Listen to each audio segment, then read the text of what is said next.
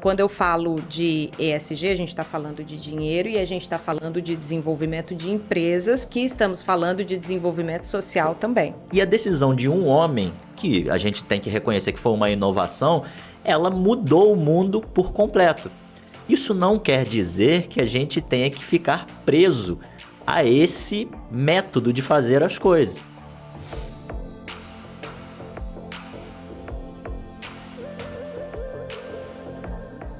Fala galera, sejam muito bem-vindos a mais um episódio do TalkCast, que é o podcast do canal Papo de Consultor.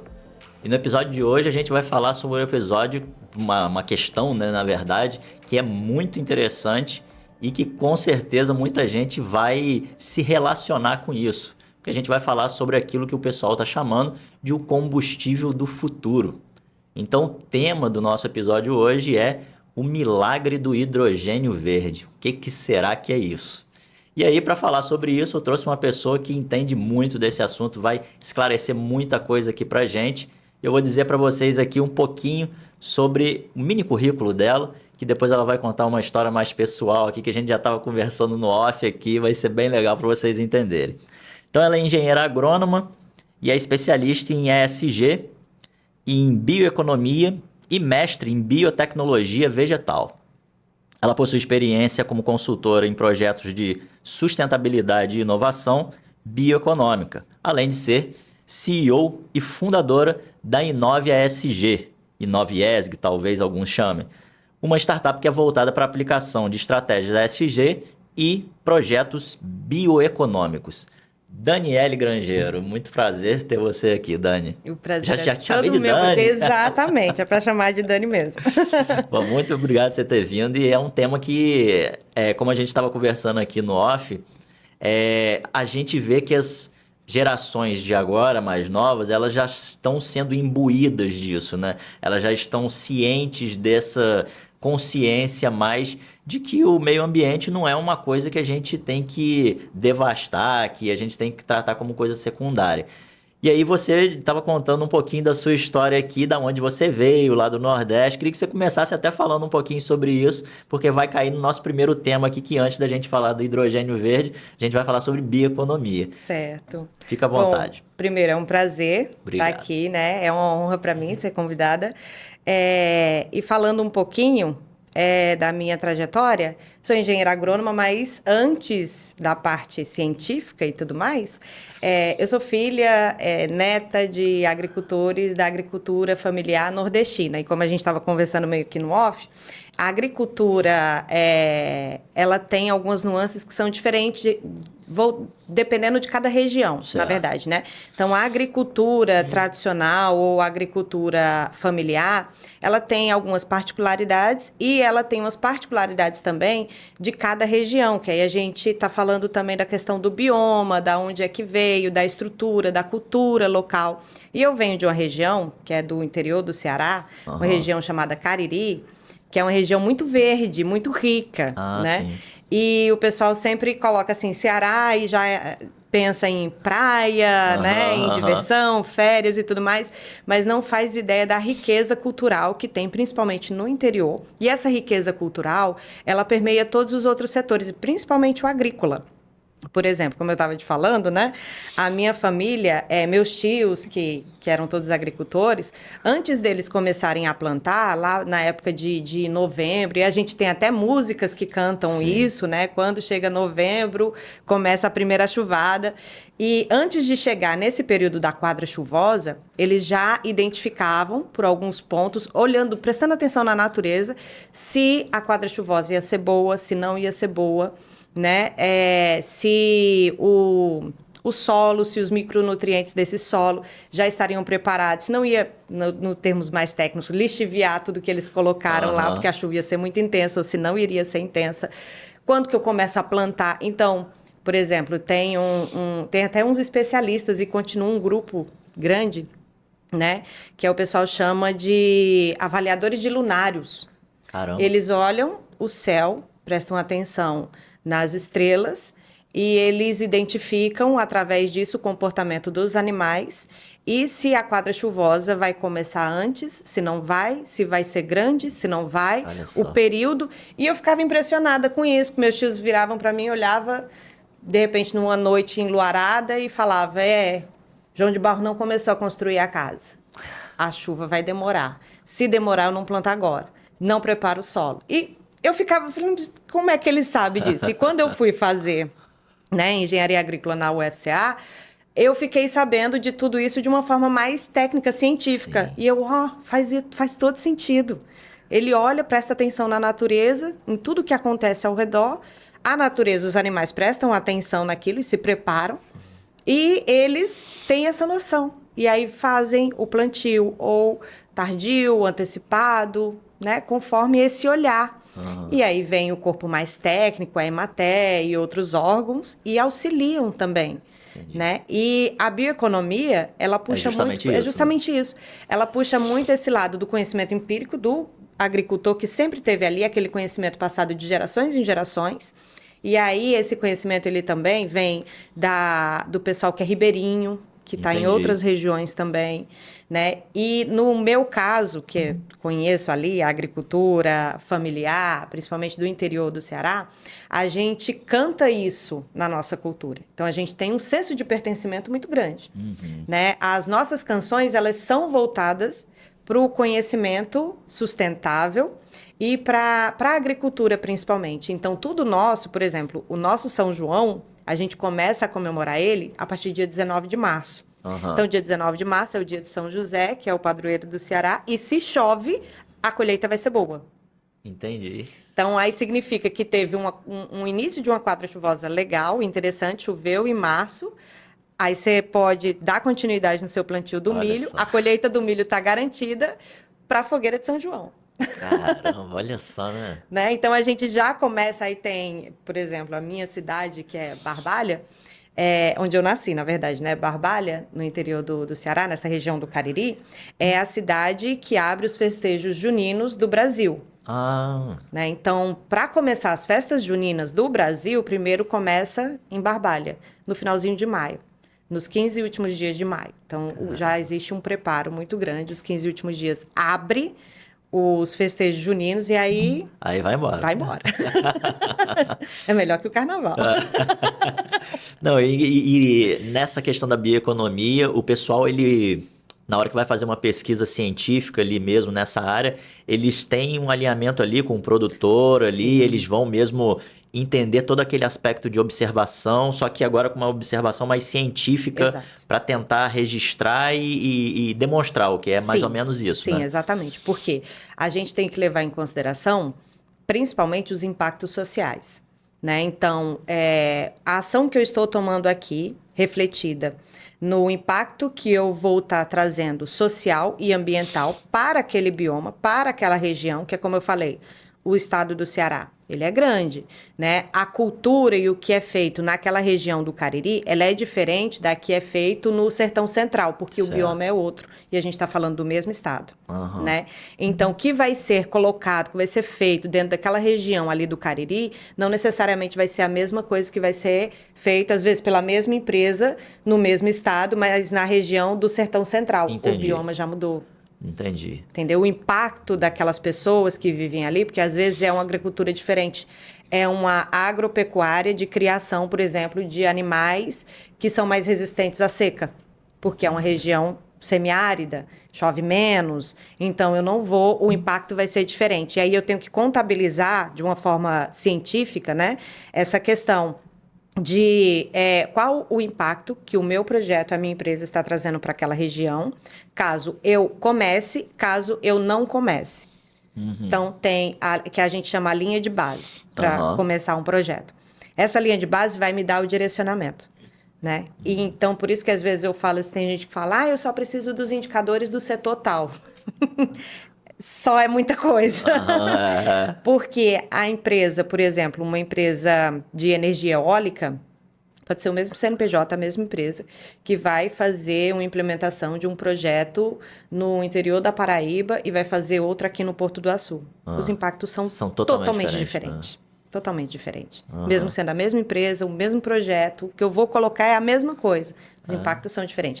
A bioeconomia, os projetos bioeconômicos, ele traz isso. Então, ele faz, na verdade, a gente faz toda a rastreabilidade, monitorando e trazendo os fatores reais.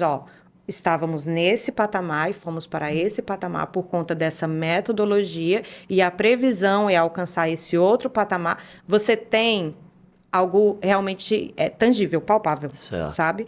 Você tá com um pezinho no chão e você sabe de onde você saiu, para onde você vai e o que você pode alcançar. E com um senso de realidade, que é isso que a gente chama. Né? Então, você, prevemos... Não, aqui a gente tem essa estimativa baseada em probabilidade. Entendi. Mas a bioeconomia não foca apenas no estudo dos impactos, né? Ela foca também no desenvolvimento social e tecnológico, né? Nessas regiões, mas ela também pode ser trazida também para dentro das regiões urbanas, acredito. Deve, né? Deve. Na verdade, a bioeconomia, ela faz parte dessa transição que a gente está passando. A transição energética, em resumo, né? É uma transição mesmo de... É a transição de uma economia linear para uma economia sustentável. Certo. Né? Então, a gente, quando fala em economia, a gente está falando de mercado financeiro, né? A gente está falando de desenvolvimento socioambiental, que é interessante para o mercado financeiro. Quando eu falo, por exemplo, de ESG, no início, e aí é uma barreira muito grande que a gente tem ainda, e a gente vem, através desses programas assim como o seu, a gente vem quebrando essas barreiras, que é trazendo essa democratização do que é o ESG. Isso aí. Tá? O ESG, eu não estou falando de reciclagem. O pessoal associa muito a isso, né? Não. E quando eu falo de ESG, eu falo de dinheiro. Tá? E quando a gente fala de dinheiro, tem gente que fica assim, nossa, a gente tem que perder esse medo de achar que dinheiro é sujo. Não, é como você manuseia ele e o que você faz com ele que pode te trazer um benefício maravilhoso, né? E o ESG, ele traz essa visão, ele limpa essa visão e te diz aonde você está, o que você precisa fazer, os impactos que você traz hoje, como isso pode alavancar o seu nome, a sua marca, da sua empresa ou sujar. Né? Então, antes de mais nada, ele busca o desenvolvimento econômico sustentável. E a bioeconomia, atrelada a ele, faz essa conexão, sabe? Essa conexão que fica mais robusta. Então, quando eu falo de ESG, a gente está falando de dinheiro e a gente está falando de desenvolvimento de empresas, que estamos falando de desenvolvimento social também. Sim. Que, por exemplo, quando acontece um desastre, vamos pegar lá do Rio Grande do Sul, né? Aconteceu aquele desastre e tudo mais, e aí muitas empresas quebraram. Se essas empresas quebraram, qual vai ser a ponta mais prejudicada? O trabalhador. Sim. Né? O trabalhador, os mais vulneráveis, inclusive. Exatamente, o braçal. Né? Então, quando uma empresa quebra, a parte mais vulnerável é o social, as pessoas, principalmente, as que estão no chão de fábrica, como a gente fala, né? Que fica mais complicado dele sair, dele alcançar, conseguir se repor no mercado. Se recolocar. E a bioeconomia, ela vê muito isso. O ESG traz isso para a empresa de uma forma que ela fique atenta a esses impactos e consiga trazer essa vulnerabilidade, enxergar a vulnerabilidade dela e fazer com que essa vulnerabilidade ela vire uma lucratividade. Sim. Se eu estou com um problema, uma doença, e eu consigo ir no médico, e eu tenho um diagnóstico, não é mais fácil tratar? E aí eu consigo, com isso, melhorar o meu sistema imune. E com isso eu posso até gerar, por exemplo, consciência em outras pessoas. Olha, fulana, a Dani foi lá, se tratou, tomou remédio tal e tudo. E você traz essa comunicação de uma forma mais assertiva para os seus fornecedores também. Se eu estou preocupada com a minha saúde, aí eu estou dizendo CNPJ, e eu estou preocupada com a minha saúde, eu vou trazer essa preocupação para ter esse alinhamento com os meus fornecedores. E aí, você que me fornece uma matéria-prima, eu vou te perguntar, Pedro, como é que você faz para fazer a retirada da sua matéria-prima para você me vender? Sim. Qual o impacto que você tem? Traz isso para mim, porque isso vai valorizar a minha marca e a sua. Aí você me traz. Se você não me traz, opa, eu tenho que procurar alguém que me traga essa segurança. Né? E essa segurança vai trazer um benefício social para as pessoas que trabalham para você, para mim e para a comunidade no entorno. Com certeza. E a gente, algumas empresas, aquelas que são um pouco mais céticas assim, elas poderiam, a gente gostaria que elas aprendessem do modo, né, no amor, né? Mas algumas aprendem na dor. Então a gente vê o caso da Vale, por exemplo, que teve 2 desastres ambientais quase que seguidos. Olha o prejuízo na marca, na reputação que essa empresa teve. E ela estava trabalhando com a natureza. Então, quando a gente vê pessoas que são, empresas que são da indústria, que, vamos dizer assim, elas não têm uma ligação, não é a indústria de base, não tem aquela ligação direta com a natureza, a gente pode até compreender um pouco melhor isso. Mas quando a gente vê empresas que são indústria de base, como a Vale, ela não ter desenvolvido isso, esperar acontecer desastres horrorosos para ela entender que ela precisa olhar para o meio ambiente, para a sustentabilidade, com o olhar da inovação, porque é ali que ela vai melhorar o negócio, aí acaba tendo esse prejuízo que ela tomou. Não tem jeito, né? Vai ser pela dor. Vai ser pela dor. E aí, por isso que muitos órgãos, né, internacionais, eles estão olhando principalmente para essas grandes empresas, e aí foi quando começou o debate, a ESG é só para multinacional. No início era. Como tudo também. Sim. Tudo sempre vai primeiro para eles, né? Vai primeiro para eles. Tanto é que quem criou praticamente essa sigla ESG foi o mercado financeiro, né? Isso aí são bons. E olha que eu não sou propriamente do mercado financeiro, mas a gente tem que entender, né? O agro está em tudo. Inteligência artificial é um nome comercialmente maravilhoso. Exato. E o agro está em tudo, né? Então tem que entender desse mercado. Se você está nele, você tem que saber jogar o jogo. É isso aí. E quem trouxe para a mesa, digamos assim, essa sigla ESG foi o mercado financeiro. Foi uma das maiores consultorias financeiras do mundo, que foi a BlackRock. E fez essa parceria com a ONU. Foi porque eles são legais? Porque eles estão preocupados com o meio ambiente? Não. Tem sua parcela de preocupação, não vamos dizer que tem. Mas é como você falou, se eu vou puxar para mim.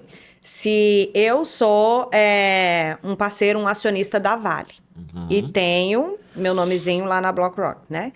E aí eu investi bilhões na Vale. E ela vai e faz um negócio desse, ela me quebra. E ela quebra o meu nome dentro de uma grande financeira como essa. E ela está até hoje tentando recuperar aquela reputação. E aí foi o que eles pensaram? Epa, peraí. É isso aí. Né? Então vamos aqui organizar para a gente ter essa segurança maior nisso daqui. E aí as grandes empresas começaram a sentir essa pressão, esse peso. E elas viram que não dá, é por isso que a gente tem o escopo 1, escopo 2 e escopo 3. E eles viram que não dá para eles terem um controle de tudo. Eles têm um controle do que está interno a eles e do que eles podem manusear ali, né? Dentro do entorno do que cabe a eles. Mas e os fornecedores? E aí a gente já tinha, há um tempo atrás, desde da COP92, que foi no Rio, essa preocupação mais acelerada quanto às mudanças climáticas. E depois veio o Acordo de Paris e foi intensificando essa pegada de carbono e tananã. E as grandes empresas começaram a ver que muitas coisas elas faziam, e aí elas faziam os relatórios delas, né? Que aí entrava alguns relatórios com peso de instituições mundiais, como a GRI, a SASB e tudo mais. Elas faziam o relatório deles, mas ficava sempre muito incompleto. Porque, vamos colocar aqui a produção de etanol. Tá? A produção de etanol, o pessoal fala assim, é uma produção quase que net zero. Não chega a ser net zero, porque para plantar eu preciso usar o quê? Trator, que utiliza combustível fóssil. Né? E aí eu preciso depois transportar. Então eu vou precisar de caminhões. A cadeia de valor que você tem que considerar, né? Você entendeu? Então, quando puxa a cadeia de valor, aí as empresas olham e a minha parte, eu estou fazendo, estou tentando, mas como é que eu posso mudar isso aqui? Tá, então vamos aqui para a parte da tecnologia. uma tecnologia sustentável. E aí entra o pessoal da engenharia, as universidades e tudo, para desenvolver novos maquinários que possam utilizar biocombustíveis. Esses biocombustíveis têm que ser compatível, né, com a demanda de produtividade. O fertilizante que eu uso na terra tem que ser bio também, porque se utiliza amônia, que aí entra o hidrogênio, e essa amônia não é feito de uma forma sustentável, eu tenho um peso no impacto negativo, então eu não posso dizer que a minha produção de cana ela é net zero, porque ela não é. E é engraçado que às vezes as pessoas, por mais que isso seja um assunto novo, mas quando você entende como nós chegamos até onde a gente está hoje, você começa a considerar algumas coisas. Por exemplo, quando surgiram lá os primeiros automóveis, lá nos Estados Unidos, os elétricos eram os favoritos. Só que aí o Henry Ford realmente é um homem que a gente está falando só. Ele realmente, com a linha de montagem, ele conseguiu pegar o motor a combustão e transformar o negócio numa coisa muito mais barata. E a decisão de um homem, que a gente tem que reconhecer que foi uma inovação, ela mudou o mundo por completo. Isso não quer dizer que a gente tenha que ficar preso a esse método de fazer as coisas. Sim. Então, agora a gente está percebendo que a tecnologia está chegando também e a gente pode utilizar outros métodos que são mais benéficos para o planeta, para a gente viver, para a gente não ficar respirando só fumaça, né? Então, eu acho que é por aí, né? As pessoas têm que entender que, às vezes, o curso do caminho ele muda por causa de uma variável, uma pequena variável, não é isso? Pequena variável, exatamente. E aí a gente começa a prestar atenção, como você falou, em toda essa cadeia. Então, hoje se discute muito, o pessoal fala dos impactos, né? O impacto, meu impacto é negativo, é positivo, e aí eu estou trabalhando nele, tanana. A gente teve um boom de startups de 2017 para agora, teve uma queda, uma diminuição na formação dessas spin-offs, principalmente acadêmicas, mas mesmo assim não diminuiu o nível de tecnologia que vem sendo desenvolvido, né? E essa avaliação do impacto, ela tem começado de um tempo para cá, da pandemia de 2020 para cá, a ser pesada com mais profundidade. Certo. Porque, por exemplo, não é porque hoje em dia se discute muito isso, não é porque uma empresa está desenvolvendo um produto sustentável que vai atender uma demanda que não é tão sustentável, que a cadeia produtiva dele, para ele chegar naquele produto, é sustentável, né? A gente entra muito... As empresas são muito espertinhas, né? Elas são demais. Elas conseguem transformar tudo em marketing, né? Exatamente. E aí só que elas estão acordando para a realidade. Esse novo mercado pede isso. Justamente porque se eu sou uma grande empresa e eu também forneço para uma outra grande empresa, eu tenho que estar de olho em tudo isso. Né? Isso vai impactar a minha marca, que vai impactar o nome da outra empresa. E a gente não existe fora, não existe planeta B. Então, vamos aqui, é nesse ciclo aqui mesmo. Então, eu falo muito, por exemplo, na produção de carros elétricos. É legal, é interessante, mas para a produção dessas baterias... Exatamente. Como é que você faz? Qual o impacto? O que você vai fazer com essas baterias depois? Né? Então, você arruma uma solução para um problema, só que você não percebeu que você está criando outro lá atrás. Aí, assim, acaba que surgem novas ideias para solucionar aqueles problemas e tá legal, vamos indo. Mas a gente tem que parar para pensar e antes de começar a ter essa ideia de solucionar alguma coisa, verificar essa viabilidade realmente, porque senão você vai ser pego lá na frente. Né? Tem imensas não, mas tem um número gigante de startup que começa aquele boom e tananã, e vai resolver um problema, mas não vê essa viabilidade. A viabilidade né? Exatamente. Realmente, eu vou conseguir me manter, porque você lançar um produto no mercado, show, você conseguiu, você entrou. Mas e você vai se manter? Exatamente. Como é que você se mantém? Né? E o seu impacto lá atrás. E quando você começar a fornecer como uma pequena startup, ainda quando você começar a fornecer para grandes empresas, grandes produtores. Que é uma hora você vai ter que crescer, vai ter que escalar esse negócio. Vai. E aí? Você vai ter braço? E os seus braços, eles têm esse acompanhamento desse processo, e esse processo ele é sustentável, e o ponto de vista que eu falo de ser sustentável também, e do ponto de vista da empresa, é se a sua empresa ela é mais lucrativa de porta aberta ou de porta fechada. Porque se você começar a produzir um produto que seja sustentável para resolver um problema que não é sustentável, mas lá atrás o seu processo para a produção daquele produto não vai chegar uma hora que a conta vem. Sim. E a bioeconomia, ela puxa tudo isso. Então, ela vai fazer toda essa rastreabilidade, aí vai ver os pontos vulneráveis que você tem. Olha, aqui você tem um problema a curto prazo, a médio prazo, a longo prazo. Vamos trabalhar numa escala aqui de prioridades e a gente vai ter que trabalhar e desenvolver uma solução bioeconômica para cada um desses problemas aqui, desses pontos. E a gente vai te dando uma escala de produtividade, lucratividade, crescimento e melhoria da sua marca. A curto, médio e longo prazo. Sim. Então, é assim que a bioeconomia trabalha, integrada ao ESG. Aí você consegue entregar de uma forma satisfatória para o seu cliente final. Sempre pesando e lembrando. Não é um conto de fadas. Não, você vai entregar. Sim. Os problemas, olha, eu estou te entregando uma solução. Eu tenho alguns problemas que, como toda empresa, não existe essa que não tenha. Tem alguns problemas e já estamos sanando eles com tais ações. E aí você entrega, é uma transparência, é o G da sua empresa. Visando sempre o financeiro, que sua empresa tem que estar aberta. Claro. Senão ela não vai conseguir ser nada, na verdade. Não vai ter propósito, não vai ter proposta de valor, não vai ter nada que vai parar em pé. Exatamente. Diferente dos projetos sociais, a bioeconomia integrada ao ESG, ela não visa somente aquele impacto focal, sabe? Aquilo, eu tô com um problema aqui, eu vou resolver esse problema aqui, indiferente dos outros que vão acontecendo ao redor. Isso é bom diferenciar, isso é bom. Um diferencial. Então, assim, a gente visa, assim, primeiro eu preciso saber qual a solução bioeconômica que eu consigo desenvolver dentro dessa gama aqui, que está com maior necessidade, que tem uma prioridade, mas que se espalhe de uma forma orgânica e que não quebre.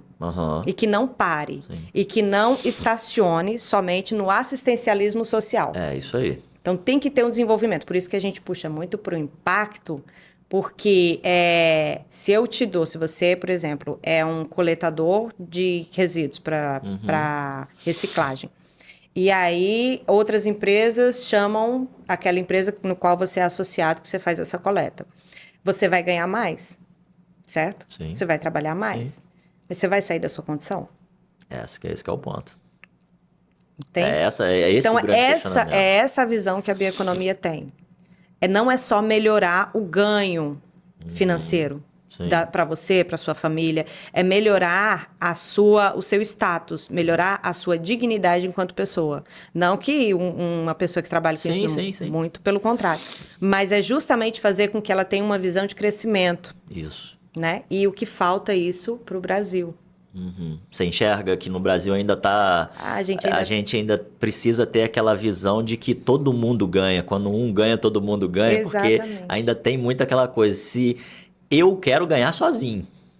E não é bem assim, né? E lá na frente você não vai conseguir. Não. Então, no início, quando teve esse boom de impactos e tudo mais, muitas grandes empresas procuravam, muitas ainda procuram, mas instituições, ONGs, associações que voltassem para a entrega de um projeto social para manter aquele pessoalzinho ali. Era marketing. Marketing. Para ela ter um impacto. Mas eu estou dando um dinheirinho ali para ajudar aquela associação que está fazendo isso, isso e isso. Mas está crescendo?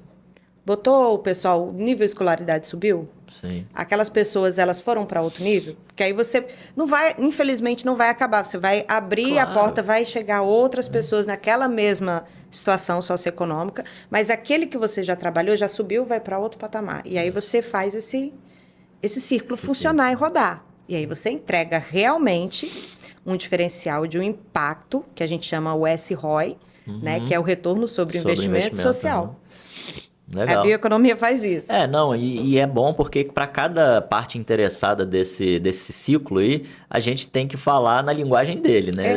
A empresa a gente vai ter que falar na linguagem mesmo de lucratividade, para as pessoas, a gente vai ter que falar do que ela pode crescer, né, no desenvolvimento socioeconômico dela. Sim. Então a gente tem que entender mesmo essas pontas, porque todo mundo vai se ajudar. Um vai entender o problema do outro, e aí o espírito de comunidade, de cooperação, ela é isso, na essência é isso. Acho que é por aí que a bioeconomia também vai nesse caminho, né? Vai. E aí, por isso que a gente estuda, tem a bioeconomia bioecológica, a bioeconomia de biorrecursos, reutilização de biorrecursos, e a bioeconomia biotecnológica, que aí ela já parte mais para a minha área, né? O foco é, sim, nesse conhecimento empírico, todas, na verdade, tem esse foco naquela região, naquela comunidade, dentro daquela cultura. Então, ela preza muito pela cultura local, e aí por isso que os projetos, eles são muito... Eles têm uma base, porém, eles são customizados para cada região, para cada problema, né? E é isso que a Inove trabalha. A gente tem uma linha de base fixa que ela consegue ser customizada conforme a demanda de cada região, de cada cliente, que é isso que a gente faz essa análise. Então, para chegar na bioeconomia de biotecnológica, a gente tem que passar por toda essa bioeconomia de base inicial e avaliar aonde que cabe essa biotecnologia. Ela pode ser desenvolvida? Vai demorar muito? Qual a necessidade? Já existe alguma biotecnologia que está em fase de sair para o mercado? E aí onde a gente conversa com outros atores como universidades. Certo. Né?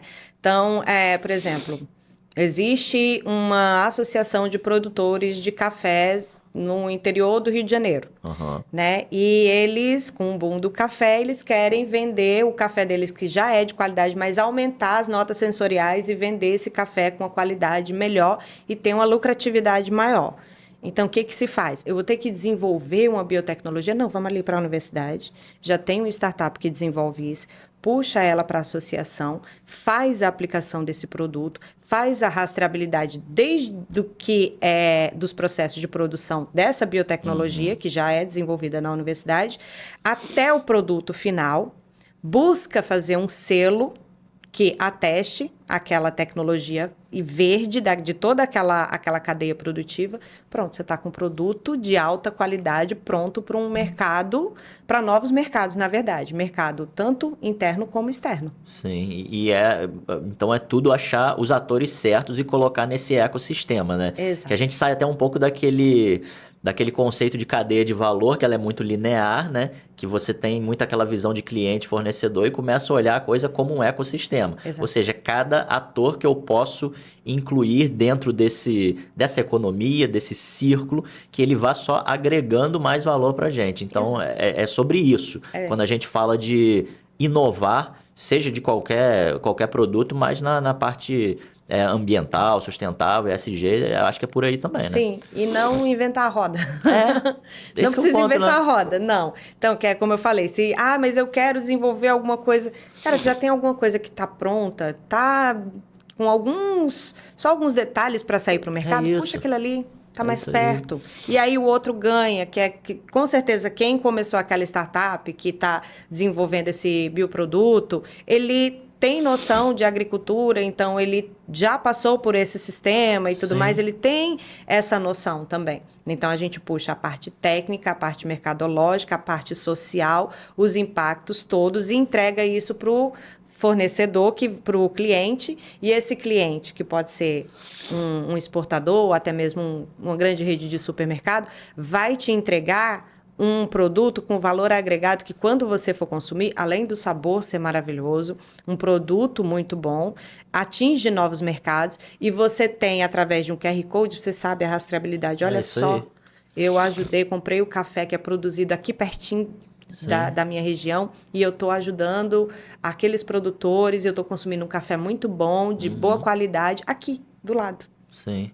E a gente vê que essa indústria de consumo, né, ela perdeu força, está perdendo força mesmo, porque, como eu falei, antes a gente ficou baseado nessa economia de massa, né? Então a gente foi sendo aculturado a isso. Agora o pessoal está entendendo que só ficar no consumo não funciona. Vamos pensar racionalmente, nem vamos pensar em termos de propósito.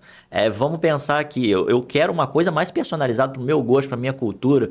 Eu não quero uma coisa que eu vou pegar numa prateleira ali que tem gosto de plástico, né? Então, quando a gente fala até na questão de alimentação, pô, a alimentação da maioria das pessoas hoje é muito ruim, né? Então, a gente parou em algum momento... come muito plástico, muito petróleo. Nossa, muito plástico. Então, se a gente for ver, na verdade, a gente está resgatando algo que os antigos já faziam também. A gente vê escritos lá do Império Romano que eles eram preocupados em faltar água. E a gente, em algum momento, quando a gente começou essa indústria de consumo, a gente simplesmente esqueceu, a gente achou que tudo era infinito, não tinha escassez. Acho que agora a gente está religando um pouquinho isso aí para a nossa realidade, entendendo que tem escassez sim. Tem. Né? Eu acho que a bioeconomia também traz um pouco... Se liga, Acorda. meu amigo. Acho que é isso. Acorda. E traz muito essa questão a mudança que a gente vê hoje, né? Há um tempo atrás era mais fácil você ter essa previsibilidade de clima. Sim. Então você plantava com mais segurança, né? E agora você não tem tanto. Então você pode, até os animais estão perdendo um pouco essa noção, o que está acontecendo. Daqui a pouco o animal vai ter que ir para terapeuta. Vai, quase isso, né? O que está acontecendo? Aí isso impacta, por que isso impacta na prateleira, no que a gente vai comer e tudo mais, né? Sendo o Brasil um celeiro do agro, do mundo, e a gente passa tanta necessidade, o produto fica tão caro para a gente aqui. Porque eu vou dar um exemplo também. Quando eu vou fazer um plantio de milho, de arroz, de feijão e tudo mais, existe um seguro safra, tá? Caso um acidente, né, um desastre climático aconteça, eu tô assegurado, tá? Porque normalmente os produtores, principalmente os tradicionais, grandes produtores, eles vendem a safra antes da colheita. Certo. Então, toda aquela soja ali que tá plantada... Já tá vendida. Tá vendida, né? E se acontece um desastre, eu tenho que ter essa seguridade, essa segurança. E o que acontece? Com essa questão das mudanças climáticas, esse seguro está cada vez mais caro. Entendi. Você manter esse seguro. Então, antes de eu plantar, eu já tenho uma demanda alta de custo. Entende? Então, se eu começo a mitigar alguns custos, alguns prejuízos que eu possa vir a ter, eu entrego esse relatório para uma seguradora que faz emite essa segurança para mim, caso aconteça algum desastre, eu já tenho um abatimento ali também. Sim. Tá? E eu também consigo entregar, por exemplo, para órgãos fiscalizadores, olha o que eu estou fazendo aqui. Sim. De bom, olha como eu estou fazendo, veja que dá para monitorar, eu não estou só falando, Sim. dá para monitorar o meu rastro que eu estou deixando, de quem eu estou comprando, quantos empregos eu estou gerando, qual o impacto social, ambiental e para a economia local que eu estou trazendo. E aí, o que você vai me dar em troca, governo? Você tem que diminuir o imposto aí, você tem que... Então, vamos negociar, né? Então, vamos aqui conversar. E aí, quando eu vou vender esse produto, uma parte desse produto eu vou exportar, olha, você não está comprando um milho de qualquer um, não. Olha o que eu estou te trazendo junto para quando você for processar isso, vender, seja para transformar em energia ou qualquer outro alimento. Olha o que você pode colocar lá que o seu cliente final está comprando. Ele não está comprando um produto que foi produzido no Brasil, simplesmente. Ele está levando toda uma cadeia de valor. Com isso, você pode ganhar até 30% a mais. Olha só. Do valor. Então, ESG é isso. É isso. O Brasil é uma matriz energética muito limpa, né? Muito. Por isso que no tema que a gente está falando aqui, do hidrogênio verde, tem muita gente interessada, de olho no Brasil, por causa dessa matriz energética, né? Que é bastante limpa. Você vê, o Brasil, acho que tem 85% dela, basicamente 80%, assim. É a maior do mundo, a do Brasil? É a mais maior limpa? São 83%. A gente tem 83% da nossa matriz energética limpa. Eu imaginei que com 83%, eu falei, caraca, que país que faz isso? Exato. A Europa tem 70% suja. Olha.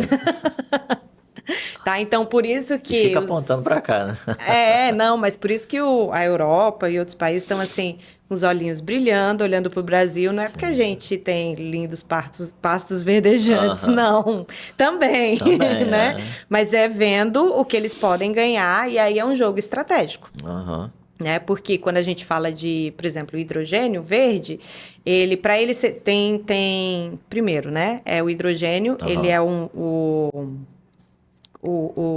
esqueci agora a palavra. O elemento. O elemento, isso. O elemento químico mais abundante que tem. Sim. Né? Tanto é que ele é o 1 na tabela periódica. E aí, só que na Terra, a gente vê ele aqui assim, né? Água. Sim. E aí, para transformar esse hidrogênio em energia, a gente tem como a gente passar por alguns processos. Aí existe as cores que os cientistas colocaram, que na verdade ele é incolor, mas a gente coloca essas cores para dizer o quão limpo ele é. Sim. Então, tem o hidrogênio cinza, que ele é extraído à base de combustível fóssil, e aí gera CO2. Aí tem o hidrogênio azul, que ele emite o CO2, só que ele tem uma tecnologia onde parte desse CO2 que é feito nesse processo, ele vai para o solo, ele é capturado no solo, fica no solo. Ele fica pelo menos ali, né? Ele fica preso no solo, não todo, mas ele fica preso, que é a parte geológica. E tem o hidrogênio verde, que ele não emite nada de CO2, e ele é totalmente limpo. E para a gente chegar nesse hidrogênio, a gente tem que ter uma matriz energética limpa. Que aí a gente está nadando de braçada. A gente está nadando de braçada. E essa matriz energética limpa, ela vem principalmente da produção de energia eólica e solar. E hoje, um dos maiores produtores de energia limpa no Brasil é o Nordeste. Sim. Né? Então, o Nordeste, antes que foi tão...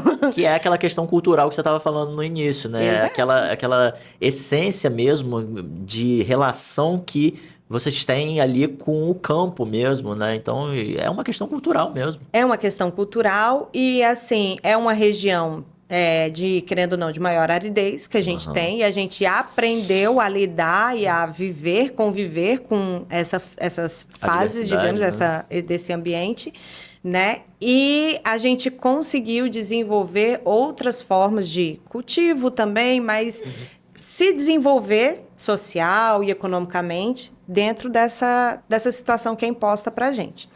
E as empresas de tecnologia, de energia renovável, verificando isso, resolveram, por toda essa abundância, na verdade, de sol e vento da nossa região, resolveram apostar nessas regiões. Um dos maiores estados que tem essa produção de energia sustentável é Ceará, Rio Grande do Norte, Pernambuco e Bahia. Né? Aí entra o investimento estrangeiro. Sim. Principalmente a Alemanha. A Alemanha, por causa daquela questão que ela ficou, por causa da guerra da Rússia, né? Teve um desses fatores, né? E aí eles agora estão buscando formas, né, de uma energia mais limpa, né? Eles já vinham buscando essa extração, essa energia mais limpa antes mesmo da guerra, né? Porque eles têm uma definição de clima muito grande. Eles têm, sim, energia eólica, energia solar, mas tem uma época do ano que o inverno é muito rigoroso. Muito rigoroso, e aí você não tem como manter essa produção dessa energia limpa. E aí, fazendo parceria com países que têm essa condição de fazer isso, é muito mais viável. Sim.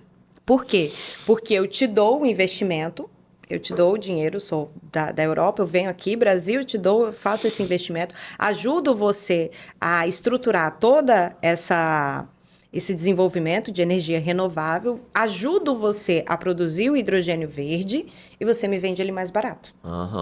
E aí eu saio das mãos da Rússia, que está em pé de guerra com a Ucrânia, ou de outros meios que eu preciso tirar, e aí eu só tenho o carvão para fazer essa extração e obter essa energia, e eu fico com energia limpa e barata. Essa ajudando é a ideia, né? você a crescer. Eu te ajudo a crescer, ajudo você a desenvolver, em troca você me vende mais em conta. É simples assim. Sim. Né? E eu creio que funciona. É Claro. interessante, né? Tem algumas empresas, por exemplo, a França, uma empresa dinamarquesa, também uma empresa inglesa, não me recordo agora os nomes delas, mas elas estão investindo pesado, principalmente no Porto do Suape e no Porto lá do Pecém, no Ceará, né? A produção de hidrogênio verde, eles já começaram lá no Ceará com o hub H2V. Então, já tem uma fábrica mesmo. Já tem algumas, eles estão agora estruturando o investimento para a produção de energia eólica offshore. né? Que já tem alguns pontos, por exemplo, a região ali mais conhecida de Fortaleza, vamos colocar Canoa Quebrada, ela está se desenvolvendo, indo para um caminho de cidade inteligente. Então, ela já tem um parque de energia solar, energia eólica, e ela está agora investindo em um parque de energia solar e em desenvolvimento agrícola sustentável, rastreável para exportação. Então, tem toda uma cadeia de investimento. Aquela região também são dos maiores produtores de castanha de caju do mundo. A gente fica ali brigando entre entre Índia e Brasil, oscilando, né? Então a gente tem esse número de exportação muito alto. A gente tem produção de melão, melancia, produção de banana, tá em escala de crescimento também, e produção de cacau. Aí a outra região não tão próxima, mas que está desenvolvendo nessa mesma linha de pensamento, é a região do Ibiapaba, que é a Serra Brasileira, que é aquela serra que está em briga entre Piauí e Ceará. Sei. Uma parte diz que é de um, diz que é do outro, mas já está no Ceará há um bom tempo. Lá a gente tem desenvolvimento de café sombreado em agrofloresta e tem produção de flores para exportação. Somos o segundo maior exportador de flores do Brasil. Ceará, quem diria?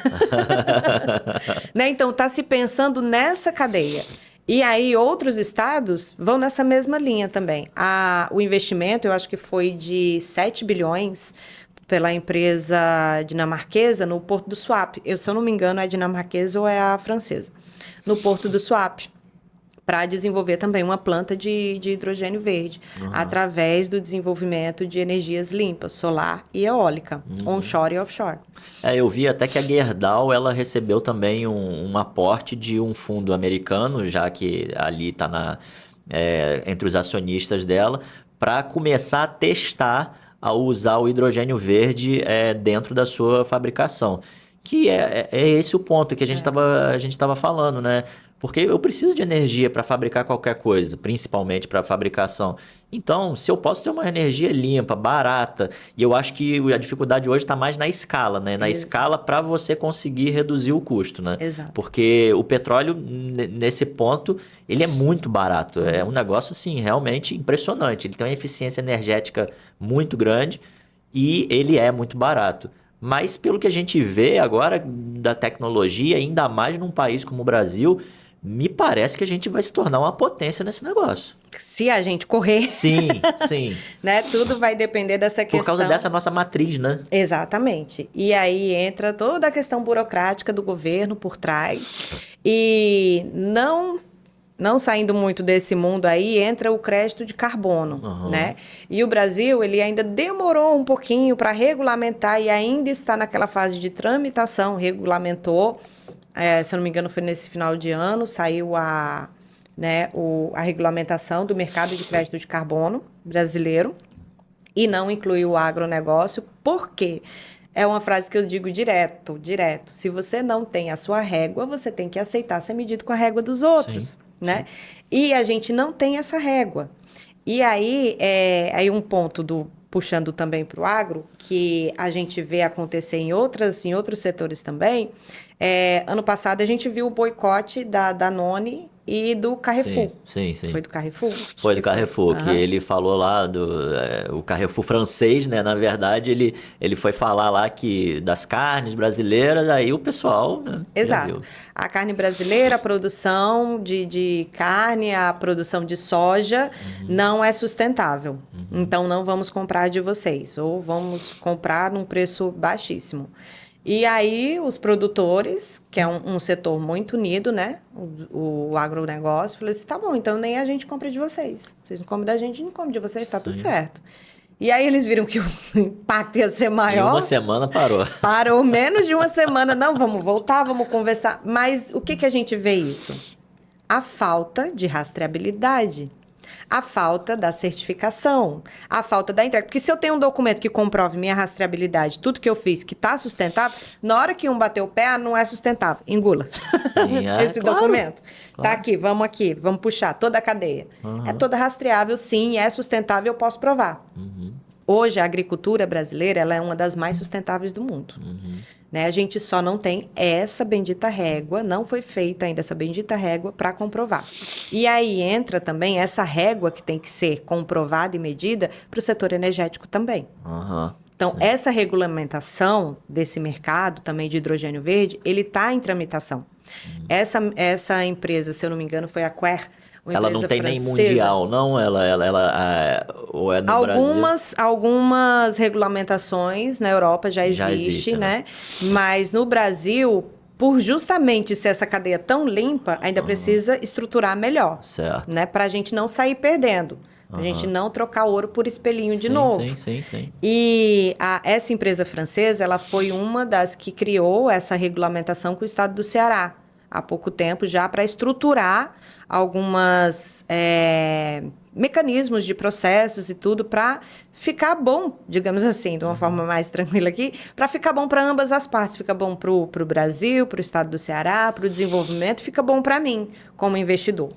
Que estou investindo aqui, vou depois comprar um produto mais em conta. Seja para produção de fertilizantes, como o hidrogênio verde, ele é para produção também, ele é feito para produção de amônia, que é um fertilizante que ajuda na produção, é um elemento, na verdade, essencial para a produção de fertilizantes nitrogenados, né? Só que aí, se ele é feito por uma base não sustentável... Suja. Então, na hora de eu vender esse produto, esse fertilizante para a cadeia agrícola, que vai fazer, por exemplo, a plantação de cana-de-açúcar para etanol, eu já venho com um acúmulo aí de GE, que vem do meu fornecedor. Por isso que a importância dessa cadeia, né? Se eu tenho uma produção de amônia que vai ser usado para a produção de fertilizante e essa amônia é verde, eu já venho aí com 0 de CO2. Entendi. Não, e quando a gente olha assim sobre esse aspecto, a gente vê que as empresas... Vamos falar primeiro das privadas para depois a gente ir para os públicos, né? Para o setor público. As empresas, elas precisam ter esse despertar de inovação e entender que essas coisas não são coisas bonitinhas apenas. Porque tem muita empresa que acha que inovação é mágica. Que eu vou colocar algumas pessoas aqui numa sala e vai sair uma ideia brilhante. Aí depois vai ter a mágica dessa ideia brilhante, ela virar um produto de sucesso. Aí depois vai ter a mágica de que quando eu colocar esse produto no mercado, todo mundo vai comprar. Não é assim. Você precisa de um processo sistemático e contínuo.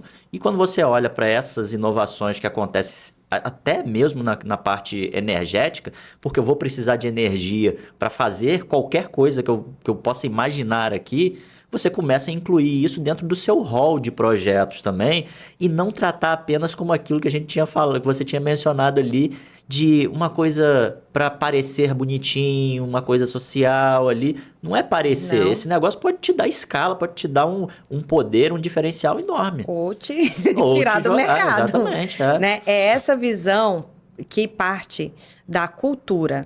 Então, tem até uma frase que o pessoal fala, a cultura, ela engole a estratégia no café da manhã.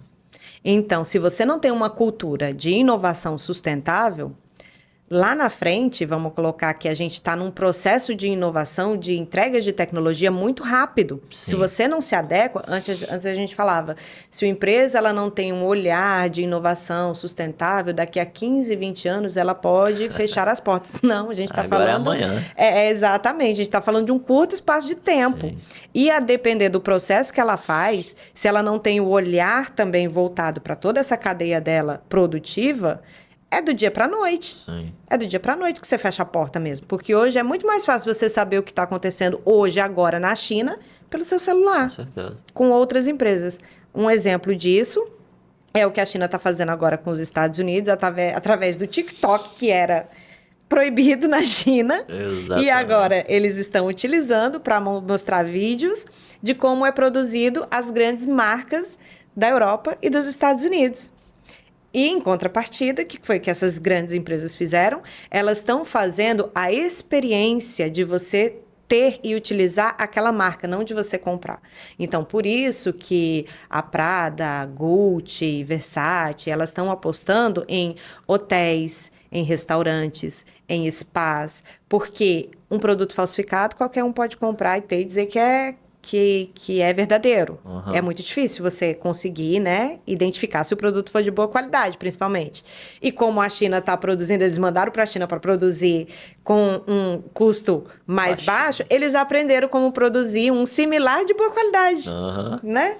E aí, quando você compra a experiência de estar em um spa e consumir uma comida que tem uma rastreabilidade, porque eles colocam a rastreabilidade. Aquele alimento foi produzido nas fazendas da Itália, que não sei o quê, tananã, por produtores assim, assim, assim. São produtos exclusivos.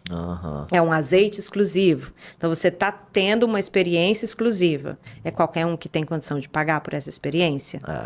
Né? E aí, como é que você comprova que você teve condições que muita gente precisa do quê? Do status. Então, rede social. Então, você mostra na rede social que você passou 2 dias, que você comeu um prato no formato de uma bolsa Gucci, do restaurante da Gucci, né? Tem tudo isso. Tem então, tudo. Hoje em dia, essa visão do mercado, desse modo canvas, como a gente via antigamente, fazia tudo bonitinho, não é antigamente muito antigo, não. Não. Né? É recente, é um antigamente recente. E a gente viu, tá mudando. Tá mudando. E aí, a gente está falando aqui você percebeu que a gente está falando aqui de uma empresa de marca de bolsa, mas a gente está puxando a cadeia todinha, que começa pelo agro, que vai ter que utilizar a energia que tem que ser limpa para poder abastecer essa cadeia de uma forma sustentável. É isso aí. É isso. Você tem que olhar lá para a origem do negócio, né, para você entender qual é o que ela está gerando mesmo, porque senão vira aquele negócio do consumo pelo consumo, né? Exato. E hoje em dia tá muito fácil você construir haters, né? Opa!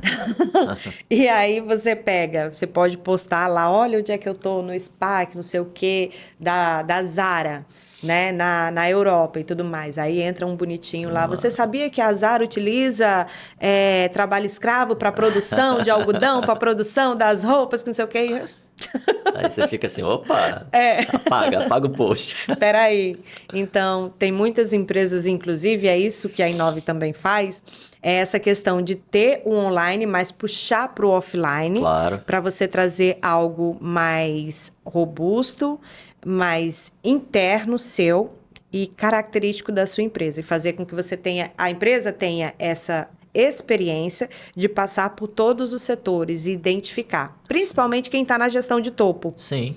Fazer com que o gestor, quem está lá na gestão de topo, conheça, converse, veja todos os passo a passo que quem está no chão de fábrica e da onde que vem a minha matéria-prima. O que isso pode impactar lá na frente. Como eu posso melhorar a minha gestão energética, minha gestão hídrica. Então, tudo isso vai impactar onde? Vai impactar na minha produtividade, na diminuição do meu custo, na minha lucratividade, na rentabilidade e na marca, no que eu vou colocar lá para fora. Aí sim, você faz o marketing ESG. Aí sim, você traz os dados. Que é real. É real. Tá ali na sua frente e você tem uma conexão real com os seus fornecedores e com o crescimento real que você quer ter. E nessa parte do hidrogênio verde tem também o lado público ali que está tendo alguns incentivos já para o desenvolvimento dessa tecnologia, né? Ali a gente falou ali de alguns casos privados, mas não sei se esse do Ceará, lá no Porto, tem algum aporte público ali. O do Pernambuco, porque o Porto do Suape tem, né? O do Ceará, sim, eles têm PPPs, que a gente chama, né? Público e privado, projeto público e privado. Então, sim, tem, justamente porque precisa dessa regulamentação, porque precisa de ter esse setor incluso. O setor público ele é muito importante. Sim. Ele vai trazer essa segurança jurídica também para todo o projeto e todo investimento que entra também no país, para a gente não ficar justamente à mercê. Claro, investimento bom, né? Exatamente, investimento grande, investimento bom. A gente está falando aí do Nordeste, investimento num todo do Nordeste para a produção, desenvolvimento do hidrogênio verde, está na casa dos 50 bilhões. Né? É muita coisa. É muita coisa. E está começando agora. Né? Tem uma indústria que vai começar a desenvolver, acho que já para o próximo ano, se eu não me engano, para esse ano mesmo, a primeira planta de hidrogênio verde para produção de amônia verde na Bahia, em Camaçari. Olha só.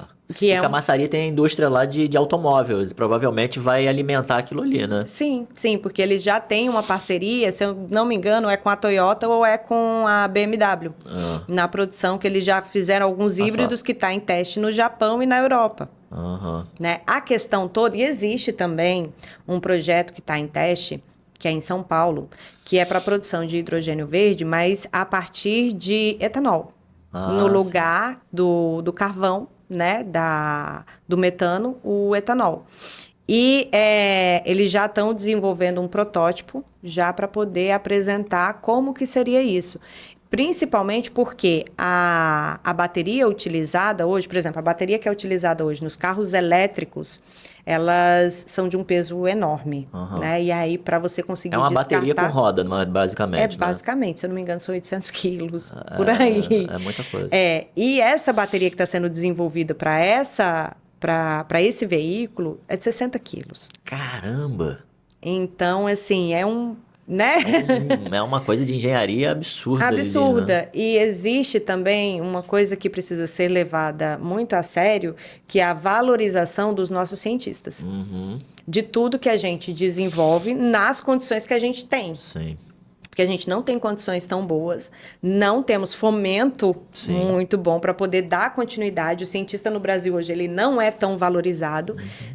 Muitas das universidades que desenvolve esse tipo de projeto, inovação e tudo mais, biotecnologias, a gente não tem um grande aporte para poder trabalhar com segurança. O cientista mesmo não trabalha com tanta segurança hoje no Brasil. E a gente vê a diferença e o pessoal fala assim, mas lá nos Estados Unidos tem uma produtividade de tecnologia, de inovação muito maior. Não é só a parte da estrutura que conta, é do quão valorizado é aquele profissional, para poder sentar, pensar em toda essa cadeia, desenvolver, não é fácil. Não é o que eu estava falando no negócio da inovação, não é mágica. Não. O pessoal acha que é assim, saiu uma pesquisa assim, não é assim não. E as empresas, quando procuram fazer essa parceria com a universidade, normalmente, não é via de regra, mas normalmente elas já estão com a corda no pescoço e precisam da solução para ontem, porque já estavam ali, né? Não, deixa isso para depois. O depois chegou. E o novo chegou, a transição econômica sustentável chegou para todos os setores. Só que tem uns que estão com a corda no pescoço mais arrochada, como a gente diz, do que outros. Um deles é o setor de óleo e gás. Com certeza. Né? Energético, apesar da gente ter essa matriz limpa. Sim, porque é tudo por termoelétrica ali, né? E o setor agroindustrial, para entregar esses insumos para o setor agrícola. Tem muita gente que fala também que o Brasil ele é um país de roça. Né? Eu escuto muito isso, porque o Brasil é um país de roça, a gente só exporta commodity. E aí eu sempre falo, antes os meus avós e tudo mais diziam, estuda para você ir para a cidade.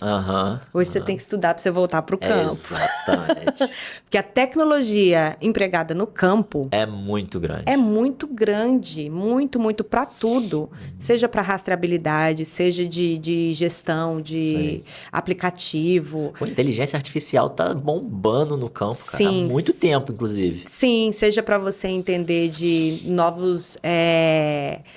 mecanismos, novos tratores, a parte mecânica do agronegócio, ela é muito forte, muito tecnológica. Você tem que entender, são colheitadeiras imensas, passando um palmo da outra, assim. Sabe, uma tudo orquestra, aquilo exatamente, é cronometrado, né? A avaliação de pragas, de solo, de tempo, clima, enfim, tudo isso hoje cabe na palma da mão. Se você não entende disso, você está fora do jogo. É isso aí. Então tem muito projeto aí, galera. Muito projeto, muita inovação. Quem trabalha aí com projeto, que eu acredito que muito do nosso público, né? Se você achar que os projetos só estão dentro do meio corporativo tradicional, tá muito enganado. Tem muito projeto de inovação acontecendo no campo. Então as pessoas têm que começar a perceber essa oportunidade também, porque a gente sabe que a concentração de empregos também tá ficando muito grande na cidade, vamos chamar assim. Sim. E o campo tá aí, ó, pedindo, vem, me ajuda. Olha a quantidade de coisa que a gente tem. A gente tem que saber aproveitar isso também, né? Muito, muito. Dani, então, acho que a gente passou por tudo aqui. Pô, foi bem legal. Passou rápido. Passou. Né? Sempre passa rápido. Pô, eu queria te agradecer aí, você deixar o contato eu que agradeço. de como é que o pessoal pode achar o Instagram da I9SG, aí como é que o pessoal pode te encontrar nas redes para conseguir aí a consultoria sua, para analisar tudo isso aí que a gente falou. Pronto. Pode ficar à vontade e obrigado por você ter participado. Eu que agradeço. Bom, nosso Instagram é i9_ESG, né? E você me encontra de uma forma muito fácil também, Dani_Agro. Ah, aí, ó, tá vendo? É só procurar Dani Agro ou i9ESG, vou estar lá, i9_ESG. Né? Estou à disposição, a gente trabalha e atende projetos bioeconômicos integrados ESG em todo o Brasil, então a gente tem projeto no Mato Grosso, Ceará, legal. Bahia e aqui, em Campos também, Rio de Janeiro. Que legal, muito obrigado por você ter participado, foi muito boa mesmo a conversa, esclareceu muita coisa. E galera, vocês já sabem aí, né? Obrigado por vocês terem ficado aí. E já sabe aí, curta, comenta, compartilha e se inscreve para vocês continuarem recebendo conteúdo novo aqui do nosso canal. A gente vai estar sempre falando sobre questões de inovação, mesmo que não seja da sua área. Abre mais a mentalidade, é assim que a gente desenvolve a mentalidade inovadora, ter uma neuroplasticidade. A gente precisa ouvir coisas de outros setores também, porque a gente pode aplicar isso no setor nosso que talvez seja diferente. Tá bom? Até a próxima, nos vemos lá.